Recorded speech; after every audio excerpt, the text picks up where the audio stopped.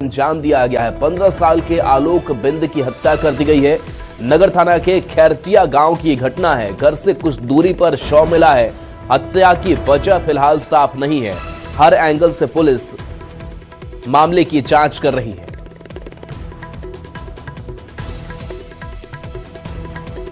तो बता दें कि गोपालगंज में किशोर की हत्या और इस मामले में छानबीन जारी है। घर से कुछ दूरी पर शव मिला है।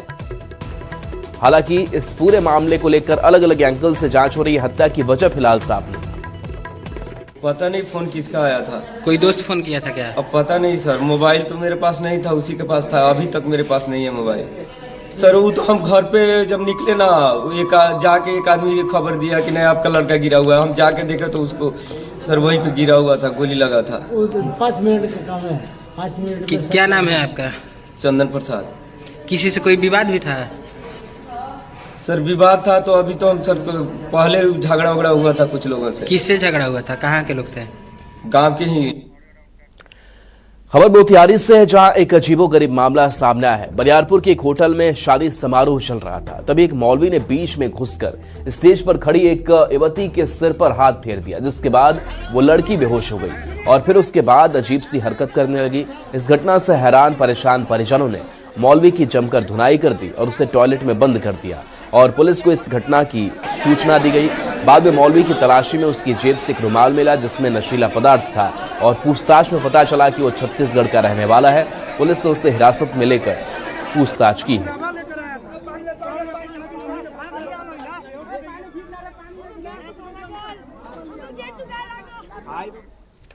और इस बीच समस्तीपुर से बड़ी खबर, जहां मोहिउद्दीन नगर में बुलडोजर चला है। अतिक्रमण हटाओ अभियान के तहत सरकारी जमीन पर बने दुकानों को हटाया गया। जिन दुकानदारों ने दोबारा अतिक्रमण करने की कोशिश की, उन्हें कड़ी चेतावनी दी गई। प्रशासन की इस कार्रवाई से स्थानीय लोगों ने राहत की सांस ली है और उम्मीद जताई है कि अब जाम की समस्या में काफी सुधार होगा।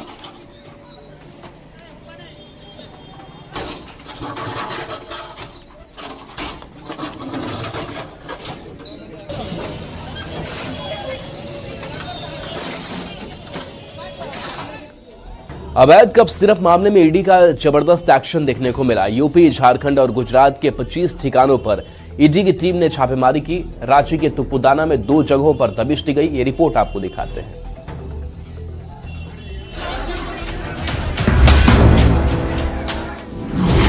ईडी के शिकंजा रडार पर कौन? झारखंड में ताबड़तोड़ छापेमारी। कहां जुड़े कप सिरप के इसके तार? क्या गैर कानूनी कप सिरप के धंधे का तार झारखंड से जुड़ा हुआ है? इस सवाल का जवाब खोजने और इस कप सिरप के धंधे पर बड़ी कार्रवाई करते हुए ईडी ने रांची में छापेमारी की। ईडी ने उत्तर प्रदेश, झारखंड और गुजरात में 25 जगहों पर तलाशी ली। इस दौरान मुख्य आरोपी शुभम जायसवाल और उसके साथियों से जुड़े ठिकानों को टारगेट किया गया।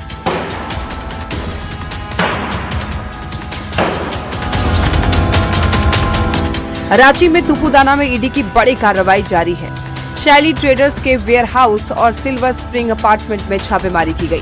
फ्लैट नंबर 1C, जहां आरोपी शुभम जायसवाल किराए पर रहते थे, वो बंद मिला, जिसके बाद टीम ने ताला तोड़वाकर जांच की। राकेश कुमार के फ्लैट में ही शुभम जायसवाल किराए पर रहते थे। शुभम जायसवाल का कनेक्शन उत्तर प्रदेश से जुड़ा हुआ है। उत्तर प्रदेश में रौबदार लोगों में उनका नाम आता है। क्या है ये पूरा मामला, जानिए। अधिकारियों के मुताबिक इस क्राइम से 1000 करोड़ रुपए से ज्यादा की कमाई हुई है। मुख्य आरोपी शुभम जायसवाल अभी फरार है और माना जा रहा है कि वो दुबई में है। जो स्थानीय लोग हैं वो बताते हैं कि शुभम जायसवाल के एक ठिकाने नहीं है रांची में। शुभम जायसवाल कई अन्य ठिकाने पर भी रहते हैं, जिनमें से कि कुछ आगे और चलकर वहां भी उनका किराए का मकान है। इसी अपार्टमेंट के दूसरे तल्ले पर भी वो किराए में रह चुके हैं। यानी जो सिस्टम बता रहा है वो ये बताता है कि कहीं ना कहीं शुभम जायसवाल अपने फ्लैट को बदलते रहे हैं। हालांकि अभी वो फ्लैट में नहीं थे। वहीं इस मामले को लेकर बयानबाजी भी खूब हो रही है। कांग्रेस ने कहा कि इसकी शुरुआत बहुत पहले हो जानी चाहिए थी। जब मध्य प्रदेश में 11 बच्चों की मौत हुई थी। बहुत विलंब से इस मामले में रेड की शुरुआत हुई है। जब मध्य प्रदेश में बच्चे मरे थे उसी वक्त यह रेड शुरू हो जाना चाहिए था पूरे देश में। जानकारी के मुताबिक नशीली कफ सिरप का कारोबार देश में ही नहीं बल्कि नेपाल, बांग्लादेश समेत अन्य देशों तक फैला था। यही वजह है कि इस मामले में यूपी पुलिस, एसटीएफ, एसआईटी और ईडी समेत तमाम जांच एजेंसियां लगी हुई है। न्यूज 18 के लिए रांची से ओम प्रकाश के साथ गौरव झा की रिपोर्ट। रुक करते अगली खबर की ओर। कोयला चोरी मामले में भी ईडी का एक्शन देखने को मिला। धनबाद में 2 जगहों पर ईडी की टीम ने दबिश दी। डेको आउटसोर्सिंग कंपनी के संचालक समेत कई ठिकानों पर छापेमारी की गई और कोयला कारोबार से जुड़ी अवैध संपत्ति और दस्तावेज खंगाली। ये रिपोर्ट आपको दिखाते हैं। अब कोयला चोरों की खैर नहीं। ईडी की रडार पर कोयला कारोबारी। कोयला चोरी के तार कितने गुनाहगार। ईडी का एक्शन, किसकी बढ़ी टेंशन। जी हां, कोयला चोरी मामले में आरोपियों पर शिकंजा कसते जा रहा है। ईडी की टीम ने एक बार फिर धनबाद में दबिश दी। धनसार और भेलाटांड में ये कार्रवाई हुई। सबसे पहले टीम ने धनसार स्थित कोयला आउटसोर्सिंग कंपनी डेको के कार्यालय में दबिश दी। कंपनी के मालिक मनोज अग्रवाल के घर के साथ साथ डेको के कंपनी निदेशक एएन झा के घर पर ईडी की टीम पहुंची। भेलाटांग रोड स्थित ट्रिनिटी गार्डन अपार्टमेंट में स्थित फ्लैट पर दलबल के साथ टीम पहुंची। कमरे को बंद कर घंटों जांच पड़ताल की गई और दस्तावेजों को खंगाला गया।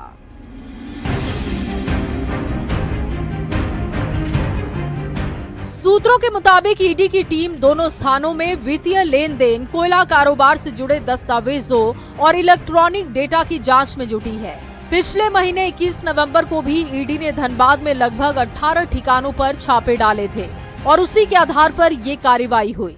बता दें कि कोयलांचल की राजनीति कोयले के अवैध कारोबार से चलती है। इसमें कोयला अधिकारी, कारोबारी और राजनेता एक मजबूत गठजोड़ बनाकर सरकारों को नुकसान पहुंचाते हैं और खुद खूब पैसा कमाते हैं, जिससे वो रातों रात फर्श से अर्श तक पहुंच जाते हैं। माना जाता है कि इस जांच में कोयला अधिकारियों के साथ साथ राजनीति से जुड़े लोगों का भी पर्दाफाश हो सकता है, जो कोयलांचल की राजनीति को प्रभावित करते रहे हैं। और किशनगंज से बड़ी खबर, जहां आवासीय गर्ल्स स्कूल की बच्चियां बीमार है। 10 से ज्यादा बच्चियों को फूड पॉइजनिंग हो गया है। महेश बतना खाड़ी बस्ती में ये पिछड़ा वर्ग आवासीय गर्ल्स स्कूल है। किशनगंज से ये बड़ी खबर, जहां 10 से ज्यादा बच्चियां बीमार पड़ गई हैं। फूड पॉइजनिंग की समस्या इन्हें हुई है। तस्वीरें अस्पताल की दिखा रहे हैं जहां वो भर्ती कराई गई हैं, खतरे से बाहर हैं। महेश बतना खाड़ी बस्ती में यह पिछड़ा वर्ग आवासीय गर्ल्स स्कूल है जहां फूड पॉइजनिंग का मामला सामने आया।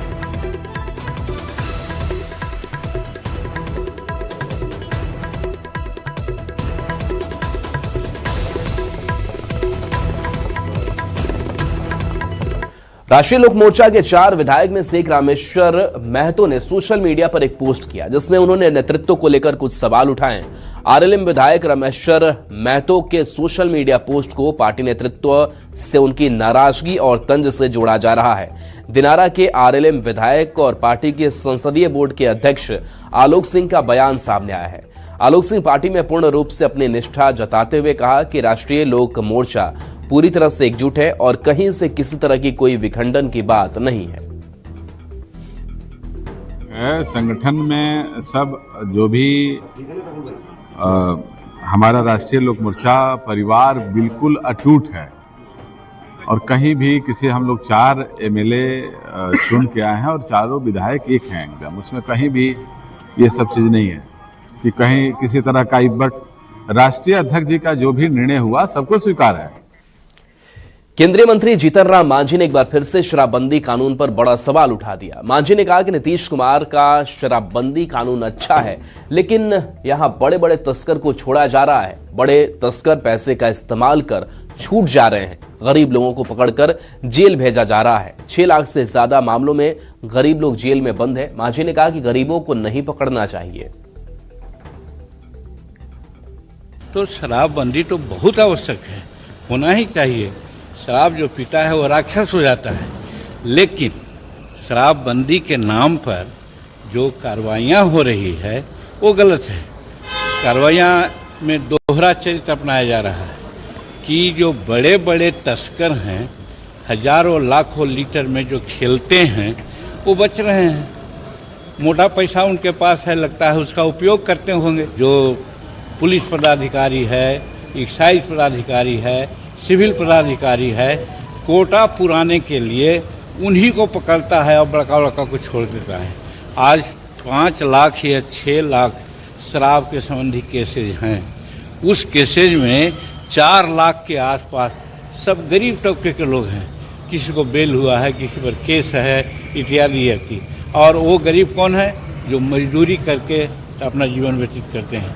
तो मेरा कहने का मतलब है कि शराबबंदी का से कार्रवाई इस कदर होनी चाहिए कि कम से कम जो गरीब लोग हैं उनको इस प्रकार से कार्रवाई से वंचित रखना चाहिए। रोहिणी आचार्य ने अपील किया है नीतीश कुमार से और कहा है कि बेटी जो मायके आती है उसको अच्छा वातावरण मिले और सुरक्षा, बेटियों की सुरक्षा की मांग कर रही है बिहार। रोहिणी, उनको दिक्कत कहाँ है? दिक्कत उनके घर में है। बेटियां तो यहाँ सुरक्षित है। बिहार के लाल और क्रिकेटर वैभव सूर्यवंशी ने एक और रिकॉर्ड ध्वस्त करते हुए अंडर 19 एशिया कप में करियर की सबसे बड़ी पारी खेली। 14 साल के वैभव ने यूएई के खिलाफ 95 गेंदों पर 171 रन बनाए। 180 के स्ट्राइक रेट से बैटिंग करते हुए वैभव सूर्यवंशी ने 14 छक्के और 9 चौके जड़ते हुए यूथ वनडे में सबसे ज्यादा छक्का जड़ने वाले बैट्समैन भी बन गए हैं। 95 गेंद 171 रन। वैभव सूर्यवंशी के तूफान में उड़ा यूएई।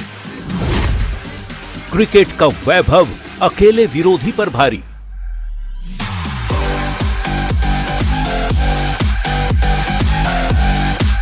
क्रिकेट का चमकता, उभरता और सबसे युवा चेहरा। वो जब मैदान पर उतरता है तो विरोधी टीम के गेंदबाजों के पसीने छूटने लगते हैं। वो बल्लेबाजी करता है तो हर मैच में अपना ही रिकॉर्ड तोड़ डालता है। हम बात कर रहे हैं बिहार के समस्तीपुर के उस किशोर की जो महज 14 साल की उम्र में अपने बल्ले के दम से सीनियर्स को भी ताली बजाने पर मजबूर कर देता है। वैभव सूर्यवंशी, जैसा नाम वैसी ही धाकड़ बल्लेबाजी। बिहार के लाल वैभव सूर्यवंशी ने अंडर 19 एशिया कप में यूएई के खिलाफ 171 रनों की धुआंधार पारी खेली। इस दौरान उन्होंने भारत के लिए अंडर 19 में शुभमन गिल का रिकॉर्ड तोड़ते हुए दूसरा सबसे बड़ा स्कोर बनाने का रिकॉर्ड भी अपने नाम कर लिया। सूर्यवंशी ने शुभमन गिल और एबी डिविलियर्स को पीछे छोड़ते हुए अंडर 19 क्रिकेट में एक ही पारी में सबसे ज्यादा छक्का जड़ने का रिकॉर्ड भी अपने नाम कर लिया।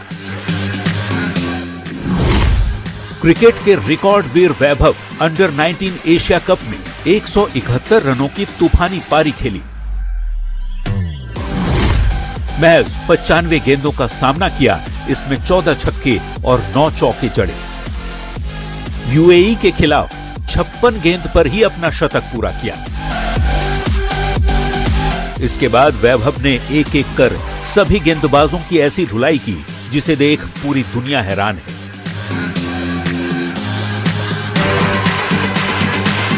छक्कों और चौकों की बरसात कर वैभव ने अपनी बेहतरीन पारी खेल भारतीय टीम के यूथ वनडे में सबसे बड़ा स्कोर 433 खड़ा कर दिया। इससे पहले वैभव सूर्यवंशी सैयद मुश्ताक अली ट्रॉफी में शतक जड़ने वाले यंगेस्ट बैटर भी बने थे। बाएं हाथ के इस बल्लेबाज ने 10 दिन पहले ही 2 दिसंबर को ईडन गार्डन्स में महाराष्ट्र के खिलाफ 61 बॉल पर नाबाद 108 रन बनाए थे, जिसमें 7 चौके और 7 छक्के शामिल थे। वैभव सूर्यवंशी 14 साल की उम्र में T20 मैच में सेंचुरी जड़ने वाले इकलौते खिलाड़ी भी हैं। Bureau report, news 18। समस्तीपुर के लाल वैभव सूर्यवंशी ने अंडर 19 एशिया कप में एक बार फिर से कमाल कर दिया। 9 चौके और 14 छक्के की मदद से वैभव ने 95 बॉल पर 171 रन की जबरदस्त पारी खेली और एक बार फिर से अपने तमाम प्रशंसकों को खुशी का इजहार करने का मौका दिया। वैभव के नाना उनकी तारीफ करते हुए कहते हैं कि एक दिन वैभव टीम इंडिया के लिए खेलेगा। पूरे बिहार ही नहीं, देशवासियों को गर्व का क्षण महसूस हो रहा है कि वैभव सूर्यवंशी यही नहीं, आगे बेहतरीन खेल का प्रदर्शन करते हुए इंडिया टीम के लिए भी चयनित होगा और धमाकेदार बल्लेबाजी करते हुए देश का नाम पूरे विश्व में रोशन करेगा।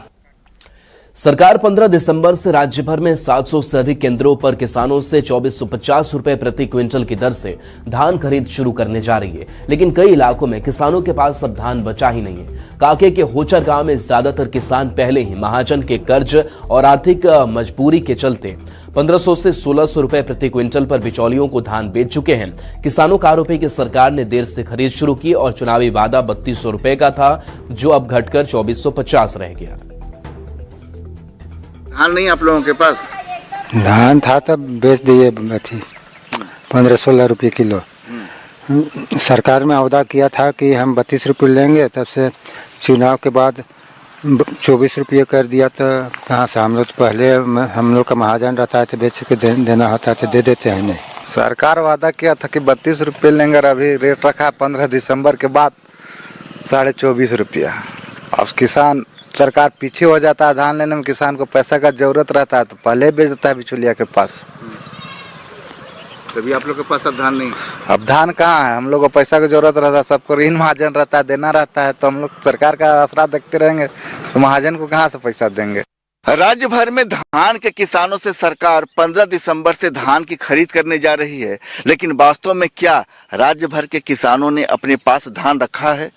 हम इस समय राजधानी के ग्रामीण इलाके में हैं, होचर इलाके में हैं, जहां किसानों ने बड़े पैमाने पर इस बार धान की खेती की थी, लेकिन वास्तव में क्या उनके पास अब धान है? हम लोग तो सब धान 15 दिन पहले ही बेच चुके हैं। हाँ। हम लोग को गवर्नमेंट अनाउंस करने में लेट कर दिया। गवर्नमेंट को पहले अनाउंसमेंट करना चाहिए था। नवंबर जब धान कटनी स्टार्ट हुआ था, वही टाइम उन लोग को अनाउंसमेंट करना चाहिए था कि हम धान ये रेट में खरीदेंगे। यहाँ सब बिचौलिए लोग को 14 रुपये 15 रुपये सब धान यहाँ का सभी किसान बेच चुके हैं और अभी सरकार घोषणा करती है कि हम 24.5 रुपये लेंगे। मेरा कम से कम 2 से मैंने 2.5 से 3 एकड़ में था। 3 एकड़ आपने धान बेच दिया अपना? हाँ, मेरा भी बिक गया है धान। बिक गया? 16 के ही रेट में दिए हैं। 16 के में किसको बेचे? ग्राही होचरे का आदमी है। होचरे का आदमी। तो आपको ये जानकारी थी कि सरकार जो है 2450 रुपये प्रति क्विंटल धान की खरीद करने जा रही है? हमको नहीं जानकारी था। जानकारी नहीं है? नहीं है, अब हुआ, आज हुआ है। आपको उतना हम थोड़ा ध्यान देते हैं सर। नहीं देते हैं। और खेतों में चारों तरफ जहां भी आपकी नजर जाएगी आपको सिर्फ पुआल ही पुआल नजर आएंगे। ऐसी स्थिति में साफ है कि जो होचर के किसान बता रहे हैं कि वास्तव में सरकार ने धान की खरीद को लेकर जो फैसला था, जो तारीख तय की थी, उस तारीख की घोषणा करने में सरकार की ओर से लेट कर दी गई।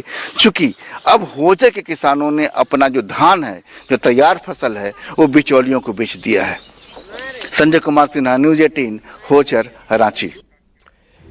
केंद्रीय सरना समिति ने लोक भवन के बाहर धर्मांतरित आदिवासियों को आरक्षण और सरकारी योजनाओं में मिल रहे दोहरे लाभ का विरोध करते हुए जोरदार प्रदर्शन किया। समिति के अध्यक्ष फूलचंद तिर्की के नेतृत्व में हुए इस कार्यक्रम की शुरुआत पारंपरिक पूजा से हुई। इसी दौरान समिति की महिला अध्यक्ष निशा भगत ने विरोध जताते हुए अपना मुंडन कराया और पारंपरिक पगड़ी बांधी। अपने बाल मुर्गा के निशा भगत एक संदेश देना चाह रही है कि हमारे समाज में जो तरफा हमला हो रहा है।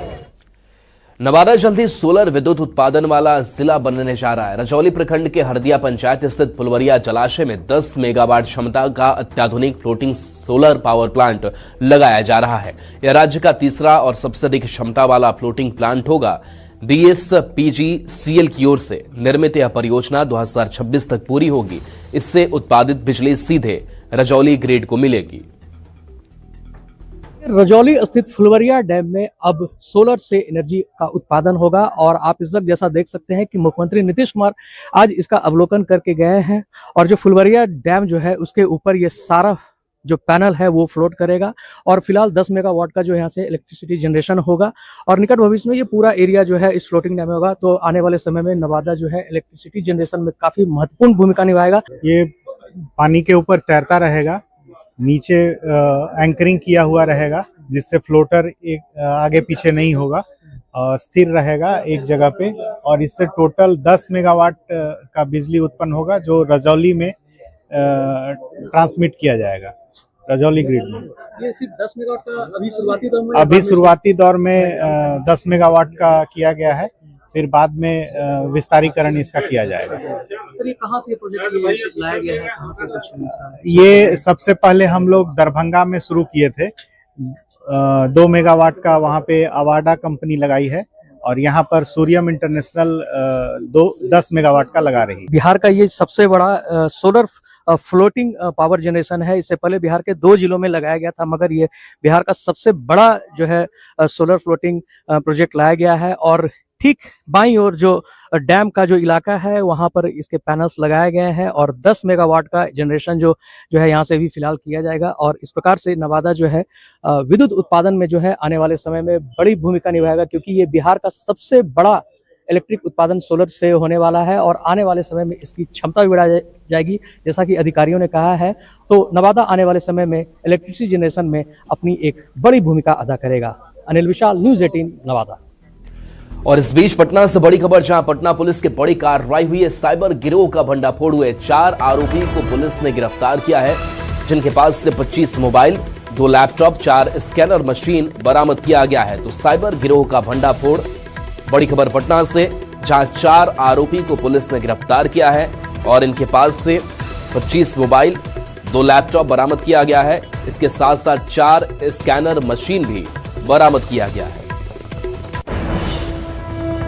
घटनास्थल पे पहुंचने के बाद पाया गया कि एक फ्लैट में कुल 8 लोग मिलकर के साइबर से संबंधित कार्य कर रहे थे। उनसे पूछताछ की गई एवं विधिवत सर्च किया गया है, तो वहां से उनके घर से कुल 25 मोबाइल, 2 लैपटॉप, 4 स्कैनर मशीन प्राप्त हुआ था। उन लोगों से पूछताछ की गई तो उनकी पहचान कुंदन कुमार, धनराज कुमार, राकेश कुमार, गोलू कुमार के रूप में हुई है। और इस बीच नवादा से बड़ी खबर, जहां युवक की पीट कर हत्या कर दी गई है। बदमाशों ने युवक को बेरहमी से पीटा है। लूट का विरोध करने पर मारपीट हुई है। पटना ले जाने के दौरान युवक की मौत हो गई। मामले में 10 नामजद, 4 गिरफ्तार किए गए हैं। रो थाना क्षेत्र के रो भाटा के पास ही घटना हुई, जहां बदमाशों ने युवक को बेरहमी से पीटा और पटना ले जाने के दौरान घायल युवक की मौत हो गई। 10 नामजद बनाए गए हैं, 4 की गिरफ्तारी हो चुकी है।